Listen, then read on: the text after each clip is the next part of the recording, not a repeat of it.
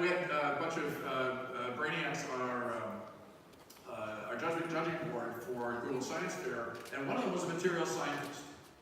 And he looked at her research, he looked at what she did, he said, we missed this.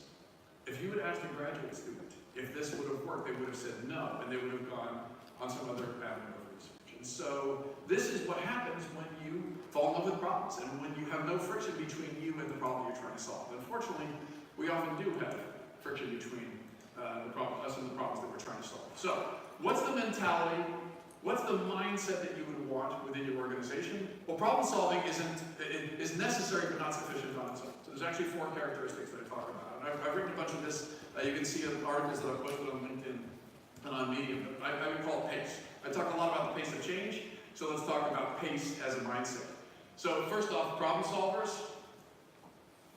Problem solvers, because that's why you're here. That's why we're all here, is we're trying to solve problems for our populations and within our organizations.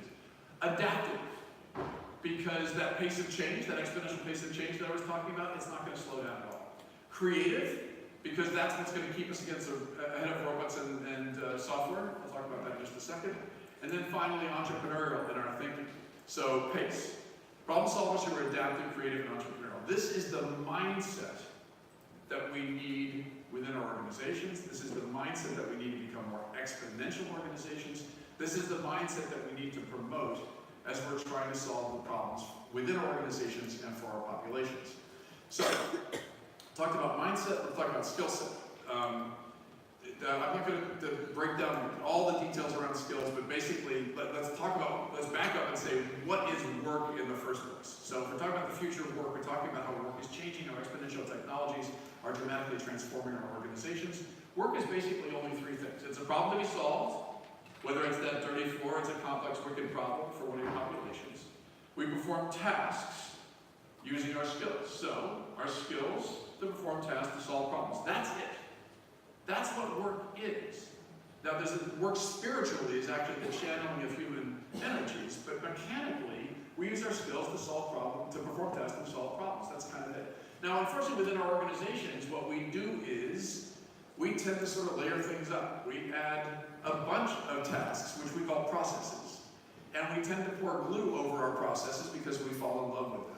And we add more processes and more processes, and so if we're going to try to be more agile, what we need to do then is to take some of our PACE thinking and apply it specifically to our processes. And so one of the things that you're trying to do when you're trying to build more agile organizations is continually say, how can you get the right skills for the right person, focusing on the right problems with the least amount of process in between? How can you become more agile to try to streamline your processes? How can you continually adapt your processes? And think of them maybe more like practices, not processes that everybody falls in love with, because remember, we're supposed to be falling in love with the problems, but instead practices, that is, steps that you go through to be able to continually solve problems as effectively as possible. So, how can you understand then the skills that you're trying to help people within your organization to develop? So we talked about mindset with PACE. Now let's talk about skills. So, there's a variety of different techniques for understanding your skills. There's a whole amount of research about how we understand the difference between transferable skills and skills that are rooted or anchored in particular arenas. But if you want to oversimplify, we're going to break skills down into just sort of 2 axes. So on the y-axis here, this is how good you are at something. And on the x-axis, this is how much you love doing it. There's tons of other ways to be able to analyze skills. But what we found, if you want to build an exponential organization, that this is the mentality you need to bring in trying to help each individual person who has a unique mix of skills and other attributes to be able to figure out what it is that they're meant to do, why they're here on this planet. Now, if you're not very good at it, and you don't love doing it, I'm going to take a leap of faith and say you probably already figured out that's probably not a great idea. Now, each of us does things from an expediency standpoint.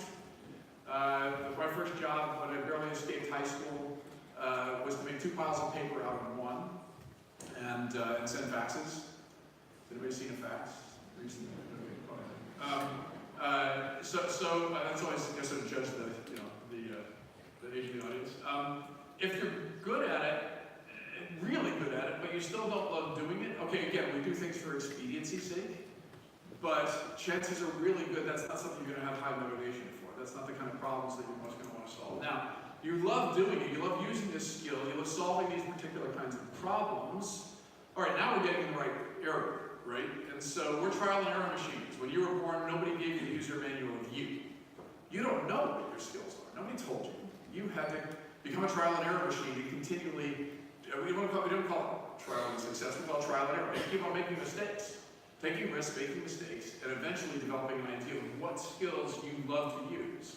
And then if you really do love to use them, that is, the problems that you're really optimized to solve, you're going to keep on trying to solve those kinds of problems. You're going to be fascinated by that arena, and then eventually, Magic Quadrant, these are your super